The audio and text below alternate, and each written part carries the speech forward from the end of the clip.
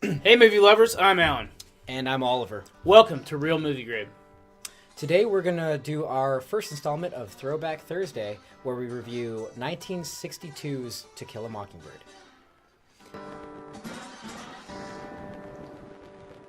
God, I'm sitting here. To Kill a Mockingbird, Real Movie Grade classic. We picked this one because it recently hit Netflix this month. So we went back and watched it. Stephanie, I did read the book. Did you? I did. I did. read the book I long think time we ago. all read it in high school, but we read Yeah. it. She did make a comment on one of our last movies where we said we didn't read the book, Ready Player One. Oh, yeah, that's just too bad. I didn't get the time to do that one. So, To Kill a Mockingbird, it was fun to go back and watch it. Mm-hmm. I would recommend it. With that said, there are a lot of other movies made in 1962 that were more awesome. Yeah, so I mean, you've got well, we have yet to grade them, so I don't know if they're more awesome, but That's I've true. seen them and That's I true. enjoyed them. There's an impressive list of movies that came out in 1952. Yeah, 1962. 1962, you sorry. had Lawrence of Arabia, The Longest Day, Lolita, The Manchurian Candidate, and Dr. No. So that's a pretty solid list. All memorable movies that Yeah. people definitely still watch today. Yeah. Let's dive into To Kill a Mockingbird. I gave the script a 4. I thought the script was really good. I thought that it's a dialogue heavy book, and I didn't think that they needed to do much to transition into film. So a little bit different for me. I thought I gave it a 3 just because, again, I'm using kind of somewhere in between today's and then's metrics. And again, kind of comparing it to something like Lawrence of Arabia or Dr. No, I'm thinking, all right, well, the dialogue's better than what you had in James Bond, but is it better than what you had in Lawrence of Arabia? Probably not. And considering that they had such a good source material to work with, I think they might have been able to translate that better to a movie.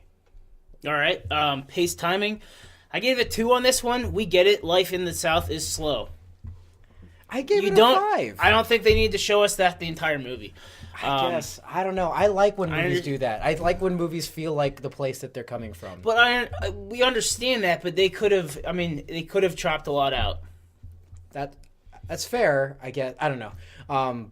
Whenever I watch a Western, if it starts getting too like modern and they start doing like, freaking chase scenes and stuff like that, and it's all hectic, I'm like, all right, it's no longer a Western. And There's a difference between a chase scene though and at the end of every dialogue, and we're going to go to the next scene, we have to watch the kids run off down the street and then go around the corner. And then we have to keep the camera there for a little bit longer just to make sure they went around the corner. Yeah. And they're not going to all right, they're really gone. It was a little extensive. Okay, yeah, that's fair. What about casting?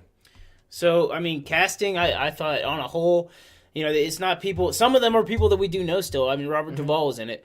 But on a whole, I thought they all did pretty well in picking the people, like visually, what you pictured them from the book. Now, I think the performance is something different. I think that a lot of them were acting like they were doing a play. Right, and I think there might have been some intentional choices made for them to act that way. As far as if I accept that they were supposed to be acting that way, as far as a cast, I thought they were all very well picked, and B, Gregory Peck was in it. He's great, but honestly, I thought the kids outshined him. The kids did a really good job, but the acting, they all were yelling. You don't have to exaggerate on film. You're right. And first, when I was watching it, before we looked at the list of movies from that year, I thought they just hadn't transitioned completely from the stage to film yet. Right, but then you saw the list. But then I saw the list, and it's not the case. I felt like, not only were the kids yelling like kids do, but I felt like the adults were all yelling too. And that's Did you fair. get that? Yeah, that's fair. Yeah. I mean, I can't disagree with you there. The kids should be yelling. If any of you have young kids, they yell all the time for no reason. I learned how to whisper! Yeah, that's exactly what happens. But you're right. I guess the adults were doing the theater thing where they were really projecting. Yeah. Yeah, not necessary. Okay, fair. You got me. All right. So design. We skipped cinematography. I'm sorry. Yeah. We skipped cinematography. I wanted to mention this stuff. Go So, ahead. because cinematography is interesting. So, if you didn't know much about classic movies, you would just be like, oh, 1962, they were still trying to figure out the whole business of like making a film and everything. But that wasn't the case. Like, by 1962, they had largely figured out a lot of stuff going on in how to make a movie look good. You pointed out that Alfred Hitchcock was around already. Alfred Hitchcock was around and had already made movies. And if you think about Charlie Chaplin and Buster Keaton and the Marx Brothers, they were all around before 1962. And a lot of their humor was based entirely around using the camera and the design of the film. They already were doing tricks. Yeah. Yeah. This one was one that went both ways because, I mean, obviously there wasn't really any, there wasn't any very many special effects. Right. But, you know, in the opening scene, there was really good camera work when they were when they were racing and drawing things. That was really cool. And it's camera tricks that probably a lot of people couldn't do now. But then when the old man popped out from around the tree and they zoomed in real quick, it was laughable. Yeah. And that was bad. Now, here's what I will say. I gave it a 3. I gave it a 4 on its cinematography. And the reason I gave it a 4 was because even though I have that critique of it, I would say that this movie from 1962 still has better cinematography than a lot of movies that get made today, especially in like the action genre. Next is design. I thought design was great. Likewise. They really the picture of it really made me feel like the South was depressed and because this was going on at what time period? The Great Depression, right? Yes, that's why everybody was poor. Yeah. I mean, you really had that feeling. Not just because it was in black and white, but you really felt like everything was dirty and people were doing what they could to get by. Yeah, no complaints from me in the design department. I thought everybody looked like they were from the authentic South during that time period in a not like a rural town, but like just a mid-America town. Yeah. What about audio? So audio, I mean, in this movie, I gave it a 5. It was its own. It was absolutely what it's supposed to be. It was its own character. They used it to really highlight things. Yeah. They with music, they were able to show us what we're supposed to look at. Yes. Agreed with you on that. I gave it a 4. So the music was used very well to give us emotions and make us feel things. One of the things I wanted to highlight as one of my favorite parts about the sound was that they used a lot of really good soft sound effects. Every time the kids ran from place to place, they had the little tap, tap, tap, tap, tap. Doors creaking. Yeah, doors creaking, the wind blowing the leaves at really appropriate times to give you a sense of where you were in the town or in the South at that moment. Yeah, absolutely. The sound was great. No disagreements here. Yep. The wow. Wow. I gave it a 3. I'll be honest with you. So, there were moments in the movie that dragged for me.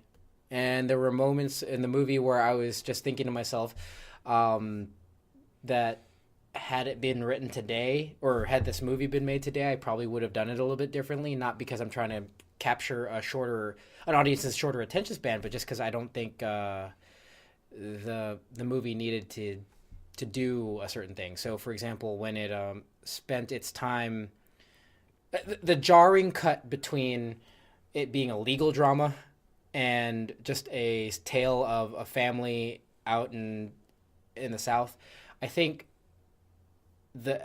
as jarring as it was and not meshing them together as well, this probably took away from my ability to just kind of move through the movie. Yeah, they could have been meshed together better.